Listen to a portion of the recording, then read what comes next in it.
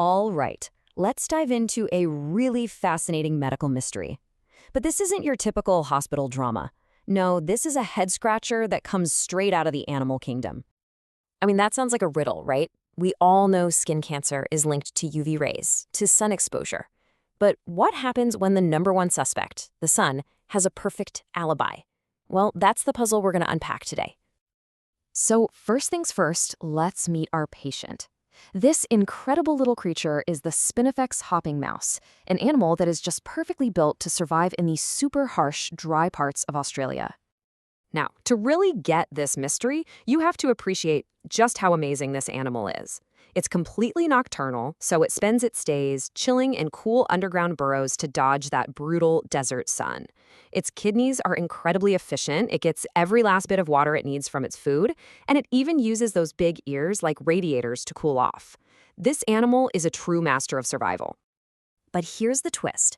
Our story doesn't actually take place in the Australian outback. It happens inside, in a quiet research facility, where scientists found something, well, something very unsettling. The mouse, at the center of all this, was an adult female, over 3 years old, which is getting up there in mouse years. She was living this totally peaceful, safe life in a captive colony. No predators, no harsh desert to worry about. And then, researchers noticed something was wrong. It just started as this tiny little lesion on her eyelid, super small. But in less than a week, it grew like crazy and turned this really dark, ominous color. You just know that's not a good sign. Yeah, with how fast it was growing and the way it looked, this was clearly no simple boo-boo. The researchers knew they needed a diagnosis, and the answer they got was a total shock. The growth was malignant melanoma, and just so we're all on the same page, that's a really serious form of skin cancer. It starts in the very cells, the melanocytes, that produce the pigment in our own skin. And this wasn't just a guess. The lab analysis was definitive. They found cancerous, pigmented cells that were just dividing out of control.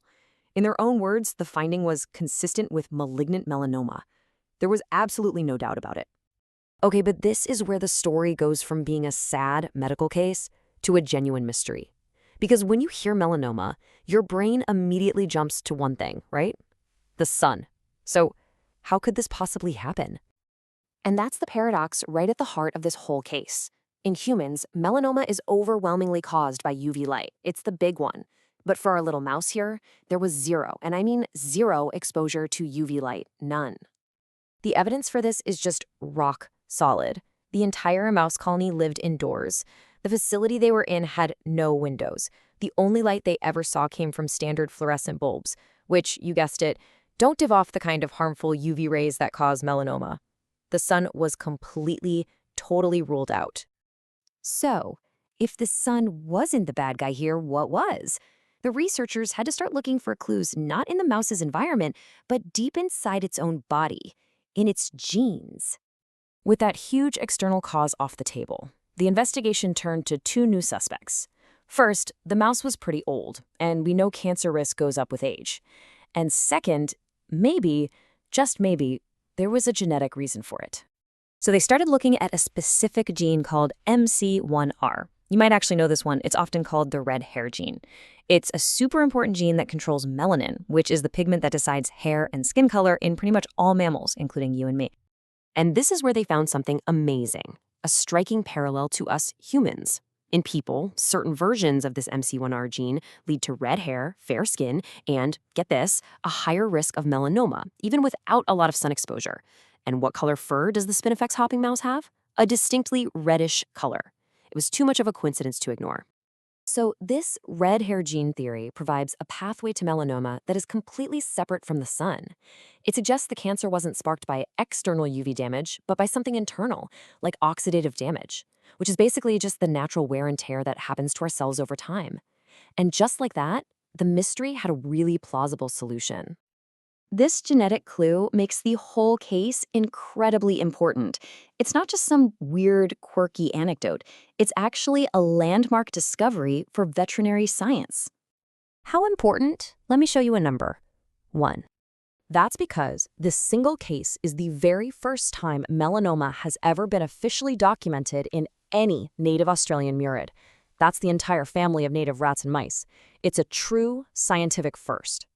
In the end, the researchers concluded that the cancer was probably caused by a 1-2 punch of old age and a genetic predisposition linked to its red fur.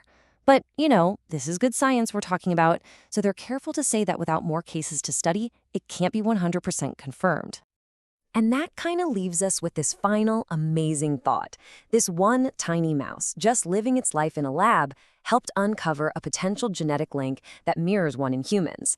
It just makes you wonder, right? What other huge medical secrets are just hiding in plain sight, waiting for us to discover them in the incredible animals we share this planet with?